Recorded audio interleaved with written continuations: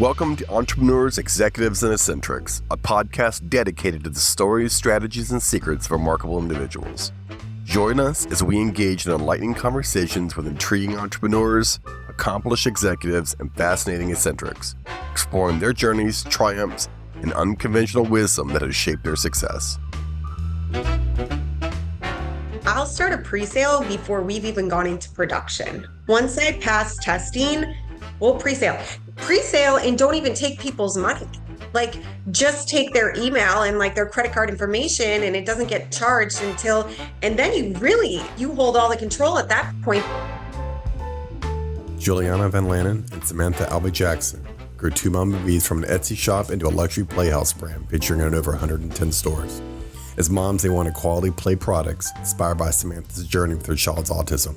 Starting small, they expanded with Amish Artisans and earned recognition as Women Entrepreneurs of the Year. Welcome, Juliana and Samantha, and thank you for taking the time to talk to me. I want to know exactly who you are and kind of how you came up with this idea of two Momma Bees. Who wants to start? I'll start. So two Momma Bees, you're looking at them, two mamas. So between the two of us, we now have 8 children. I have 3. Samantha has 5. She's ambitious. And really, two Momma Bees started as a small Etsy shop. I was working corporate America at the time, and Samantha's 3rd child was born with autism. And her husband came to me and said, like, Sam's got to do something, like make $100 a week, just something to kind of like get out of the house and like do something for herself again. So on a whim, there were some window boxes on Etsy, and the shipping cost more than the window boxes themselves. So, I'm kind of cheap, and I decided, well, we're going to try to build them. And from there, we started our own Etsy shop, which really never anticipated that it would launch into what it is today. But fast forward, in October of 2021, we launched our own brand of playhouses, and we are now in actually over 110 retailers. So it's been a whirlwind. That is awesome. Mm-hmm. So you come up with this idea. It starts out kind of as an Etsy shop.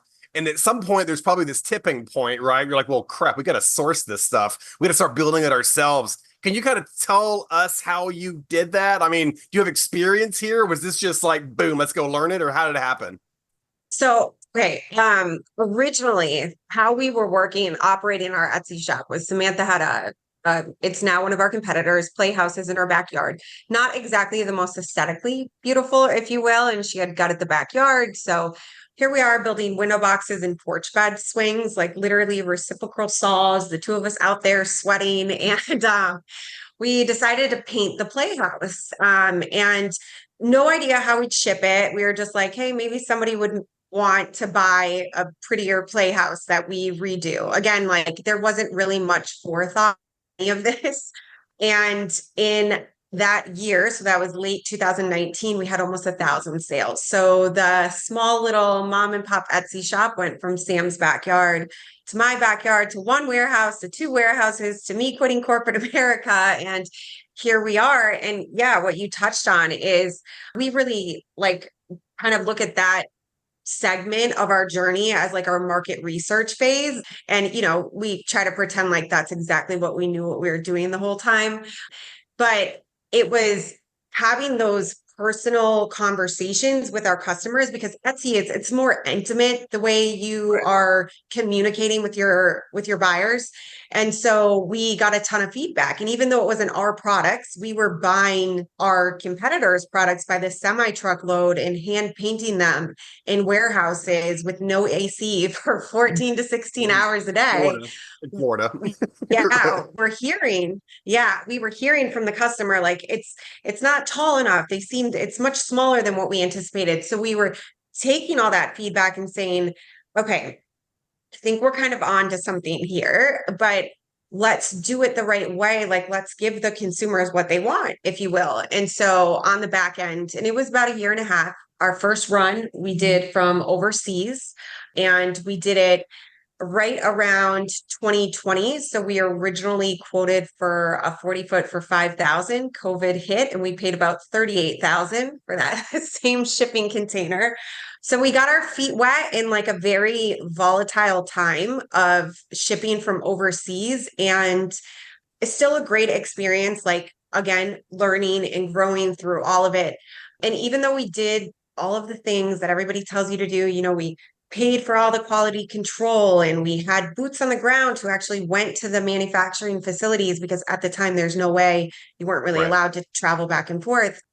The quality was there, but it wasn't consistent, and it didn't really encompass the entire brand journey that we wanted to create. So went back to the drawing board year one and brought all our manufacturing to America. So now we are domestically sourced and domestically manufactured right here in the USA by skilled Amish artisans. And we feel really good about it. Don't gloss over that. Okay. So I mean, I have a little experience of this. We had a product line years ago that was a kind of a wood box, and there was a local kind of fabricator that did that first thing. And the first thing I was worried about is shipping. I imagine that flat packing was probably the hardest part. Well, it was something that someone had to figure out, right? Because if the product's at $2,000 and shipping is $1,000, well, that's not going to work, right? So kind of talk about that. How did you then Amish? Let's back up on that just a little bit. How did you get there exactly? Yeah. So originally shipping, when we first shipped from Etsy, we hand built crates around the playhouses, like literally like 2x4 crates to like encompass these playhouses and ship them. And like soon we found out that was outrageous. So then we would paint the products and repackage them. And an apology to all our early Etsy buyers, but we used to hand rub Vaseline on the product so that the paint didn't stick to the paper when we packaged it. So I mean, like, bootlegged it the whole way through. But learned a lot. Though. You were solving problems, but at the time you're just like, oh my God, we have 100 orders. We got to get this out immediately. And you're freaking like, well, wait a minute, Vaseline. You start rubbing it on the I'm imagining it, right? Oh, I know. And how sweet were they? They'd all be like, oh, they'd write their review and they'd be like, the product is so beautiful. It was a little weird that I had to rub Vaseline off of it, but we're just like, oh my, how endearing. Like, oh, thank Oh my God. you. Yeah. But yeah, so then now where we're at with shipping, I mean, Sam is like a shipping guru. So, I mean, she could speak about it more, but yeah, I mean, there's a learning curve, I think, to every aspect of it. But at this point, we're where we're at with our shippings. We have like a 3PL, but our team, like our manufacturing team, is just incredible. And the level of attention to detail that they're able to provide for our consumers. I mean, who you think, even just like your thought process, when you think craftsman quality and you think heirloom quality, like your brain naturally goes to Amish, I mean, it's generations of skills that are developed and learned and like ingrained and what they've been able to do for us. So for instance, our Rain 2-story playhouse, which is our largest swing set, its build time is roughly 1.5 to 2.5 hours. And you're a parent, if you've ever assembled a swing set, our competitors are 8 to 10. So, and it comes in one box as opposed to 12 boxes. So just eliminating, as consumers ourselves, right? As moms, we're always thinking like, as a consumer, I know the frustration that comes with, I order a product and then 5 of the 6 boxes come, but number 6 doesn't. So now I have to wait weeks to even assemble it. And then my kids are like, why isn't it ready? And it's like, I can't explain to you why they sent 6 boxes. But yeah, so always having the thought process of a consumer while we're creating and developing our product lines and making sure everything is curated to the fact that we can stand behind not only the quality, but also the customer experience as well. It's very important to us. It's just interesting because you sound like grizzled veterans, right? And I mean, I know, but ass kicking does that to you, right? Like when you get your butt kicked from every direction because you're like, oh, COVID, oh, it's 30 grand. Oh, really? The shipping is $1 bazillion because we're putting it in these, like we're like modern day Coopers, right? We're building boxes of stuff. And okay, so how Okay, let's talk about that for a second. So I'm imagining the very beginning, you're like, okay, well, let's just try UPS. And you're like, kind of, you do this and you get the product maybe down to like the 4 boxes and kind of smaller. How did you go from there to Amish? How did that, like, because it's not like they have phones. I don't even know how that works nowadays. I just Oh imagine my Amish, gosh. the corncob Yeah. pipe. And how's that work? So ironically enough, I mean, I can't say this for 100% surety, but we do. So we sell through Target, and that was like a kind of a back end because everything is like very tech centered, especially with these big box retailers. And we're like, just to let you know, when you send a purchase order, everything goes through a fax machine. And they're like, what? Like we're manufactured by Amish. So like, yes, there are levels to everything. They do have phones, they're rotary dial phones, but it's also been a huge advantage for us, right? Because I think that consumers are so aware of what like environmental consciousness looks like now. So without even like putting an emphasis on that thought process going into it, it's just played into the entire like story and brand development that we wanted our brand to encompass anyway. So just to give you like a quick statistic. So our manufacturing facility, our main manufacturing facility emits less carbon emissions in 1 month than it takes to bring 140-foot high Q over from China. So can you imagine like the change that we're making? And the big box retailers are obviously very receptive of that. They're also receptive of domestic manufacturing and domestic jobs. So it's worked out in our favor in a lot of ways where I think a lot of people kind of looked at us and they were like, wait, what are you talking about? Like, you guys just launched. You cannot go back to the drawing board twice. Like, that's crazy. You're going to bankrupt yourself. On top of it, profit is the only thing that matters. Profit, profit, profit. I feel like everybody shoves that down your throat. And I mean, you're right. We are, I mean, the one thing I do want to say this when you said, like, everybody, when you get like thrown into the deep end, it's sink or swim, right? I mean, we always say nothing can be worse than what we went through sweating in a warehouse for 16 hours a day. So I could take anything else, like throw it at me. We will handle it as long as I never have to do that again. But I think the way that we found the Amish, it was organic in a way. We were named Women Entrepreneurs of the Year along some other phenomenal brands. And one of the brands happened to be a brand that Samantha and myself had purchased from before. And we were obsessed with the quality. And I'm reading her bio, and she's like, she brought all of her manufacturing in-house. And I'm like, wait, that means that whoever was manufacturing for her needs somebody to manufacture for. So, how many days worth of Amish people are there in Pennsylvania? 3 days worth, 3 days of phone calls. And it was like, picked up the phone. Did you manufacture for so-and-so brand? No, click. And just like this for 3 days. And when I luckily just the one imagine it's like did a guy's like answer, Jebediah here. Like, like every time you call, it's it like is. a Yeah. biblical name, it's Yeah, it over and is. over again. Okay, wait, Yeah. so you essentially okay, you essentially it's called war dialing back in the 80s. If you were a Yes. hacker, you would war dial through phone numbers. Yeah. So you war dialed Amish people until you found the right manufacturing facility.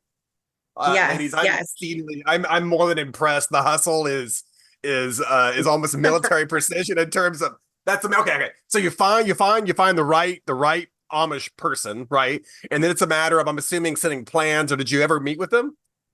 Oh yeah, we were on the plane the next day. So he said yes. And I said, did you just say yes? And he said yes. And I was like, we'll see you tomorrow. So yeah, we knew we wanted him. And it has been, I mean, they're like family now to us. So I spent a ton of time in Pennsylvania with them. We have 3 facilities now that we manufacture with. So I don't know if you've ever done this before, but I'm a little guilty of it. My poor wife, she's always been like, don't do that again. And that thing is where you create a job for yourself. There's 16-hour days. You're like, I'm making $1 an hour. What am I doing here? Yeah. In the very Yeah. beginning, it's very hard going, right? And then you make that first dollar, and then you hire that first employee. Can you kind of speak to that for a bit? Just kind of how the hell did you kind of like, okay, we got to hire someone, or I'm going to shoot myself. What does that look like exactly? How that happen? Yeah. I mean, I think it was out of necessity. Like I didn't even tell you this part, but we had babies a day apart. when we were working in that warehouse. So we were pregnant the entire time we were painting in the warehouse. And Samantha had her daughter Rain. I was supposed to be watching her kids and decided to go into labor while I was visiting her at the hospital and had my baby the next day. So, and then we were back in the warehouse, and there was no longevity to it, if that made sense. At the end of the day, I think the big thing is when you are a CEO, when you do want to create a company that is bigger than yourself, you need to be working on the company and not in it on a daily basis. So it really was, it stemmed from necessity and sanity as well. I mean, we worked Christmas Eve until almost midnight and then still had to go be Santa. So it was a lot, but I think we appreciate those times because we know how hard we fought to get here, but even that, so obviously now our manufacturing team is built out and that's wonderful. But speaking more on it, we recently hired our director of marketing. And, when you put the people in the roles that are really good at the roles and you can recognize what you're not so good at, like Sam and I had to get taught how to like repost on Instagram. So I'm like, why are we running our social media? Like, we don't know what we're doing. We post pictures of our kids and they're usually like blurry. So yeah, being able to find people like that has been phenomenal. And we really feel like we're surrounded by just an incredible team that like help us be able to do the things that we are good at, which is like this, talking about our brand and making sure that people understand what the mission is behind it instead of just having to do the day-to-day operations at not a subpar scale, if you will.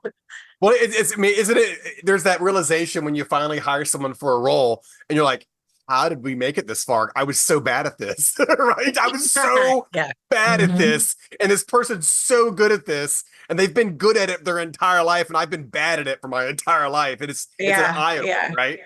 It's that old adage about, the chef cannot be cannot run the business, right? You either have someone who cooks, you have someone who runs a business, they can't be the same person, or you just kind of go all over the place.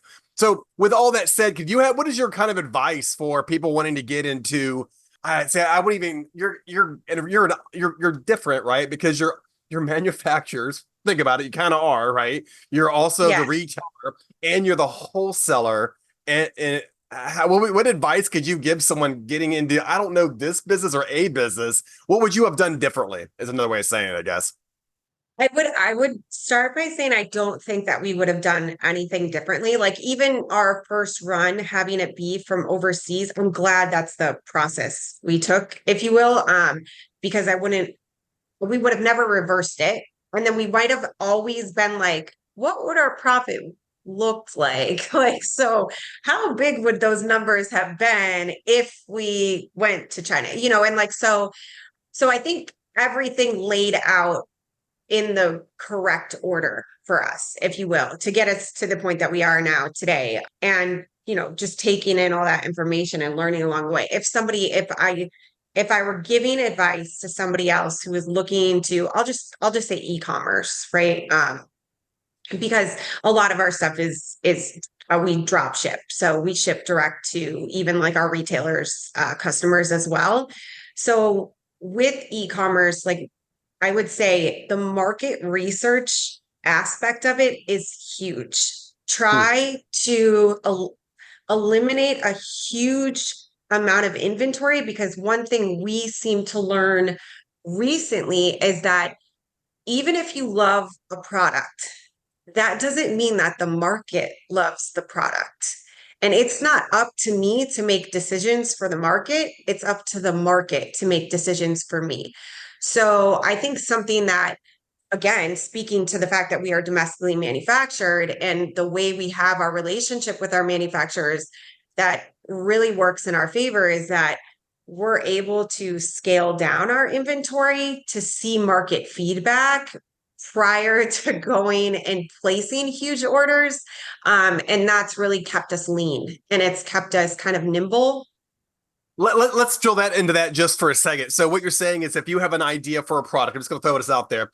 And like, this is a Star Wars themed whatever, right? Well, let's go make one of them. Let's go have our Amish manufacturer go make 10 of them. Let's put it out on Target. and let's see if it sells. More importantly, you don't have a bunch of, you're not spending $100,000 in inventory. It's not sitting in a warehouse somewhere. You're able to, and then immediately the moment you sell your 10th one, take it down, right? And then you can go figure out that kind of how that worked.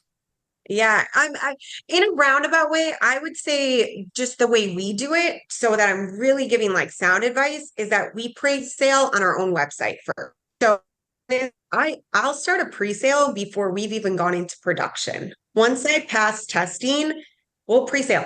Pre-sale and don't even take people's money.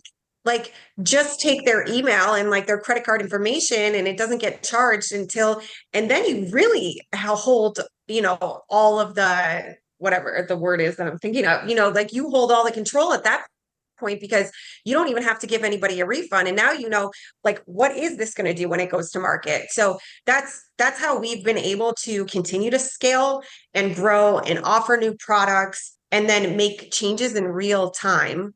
Because when we get the feedback from our customer, we're able to go back to the drawing board and create and correct those changes. So we always are inching our way to larger purchase orders, larger inventory holds.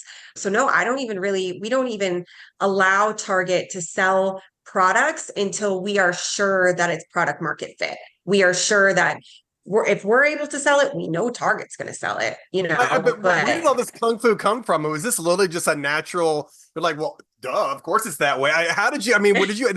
Were you some executive CEO at another company? How did you do this? How did you do this? Because it's almost like I'm hearing this almost intuitiveness that typically comes with 20 years of getting your butt kicked, right? What did you do before this? So I was in tech. I worked for a transportation and technology company in tech, and I was an executive. But no, a lot of it is probably intuition and learning things the hard way. And I feel like mostly intuition, you just, and always thinking in the eyes of the consumer. Cautiousness. See, it's good that I'm frugal and cheap because it's brought us this far. So it just constantly knowing that we don't want to get ourselves out in a position where, we want longevity for the company. We're trying to build a brand name. We're trying to build a quality company that we can stand on, not only the aesthetics. And I'm sure we didn't talk about it all, but we are an 8-time award-winning manufacturing company, and we haven't even hit year 3 yet. So I think a lot of it is probably instincts, though. And I read a lot of books. Because I feel like a lot of people when they get into the companies, especially if they're on their 3rd or 4th organization, they're always eyeing the door, the exit, right? They're like, okay, well, in 5 years, I'm going to build this brand, I'm going to sell this to Target, and yada yada yada. That is not it doesn't feel like it's probably you're aware that's a thing, but it doesn't feel like that was ever part of the plan. The plan was to build quality, and the plan was to make something that matters. And it sounds like it's happening. It sounds like it definitely happened. I'm so it's just interesting. I was doing the research on, you, the company, trying to do a bit more understanding, and I didn't know I didn't know what to expect, but I didn't expect this level of PhD level type intuition, natural, like, oh yeah, of course we're gonna do it this way.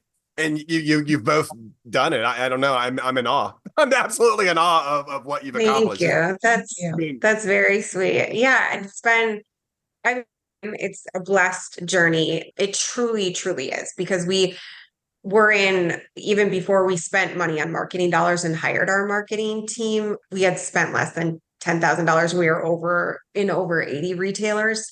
So, Awesome. find that niche. That's another thing. You got to find a niche in the market. If you're able to find a niche in the market, just explore that and, go all in if you can with it. But we've been blessed, but a lot of hard work along the way as well. Yeah, it's just so probably 3 years ago I was looking for, and we never did it because I don't know, we travel a lot, but I wanted to get a chicken coop, right? And the Amish make tons of chicken coops, right? They make a ton of them, and it occurred to me, I'm like, man, I wish you could find a manufacturer for these, because these seem like they're selling like hotcakes, especially during COVID. I don't know if it's still the same thing. Maybe chicken coops are the next thing you guys should go into. You already have the facility, you already have the working, the people who know what they're doing, especially in that area. Just saying, 2 chicken coops or 2 mama chickens or something else there, may want to consider it, because it could be another big market for you. But I'm blown away. So Thank anyway, you. so to mommabees.com, I will post all this kind of the link information to your profiles and your website in this episode. Ladies, it was really awesome meeting both of you, and I hope we'll talk soon. Thank you so much. Thank Nice you. to meet you.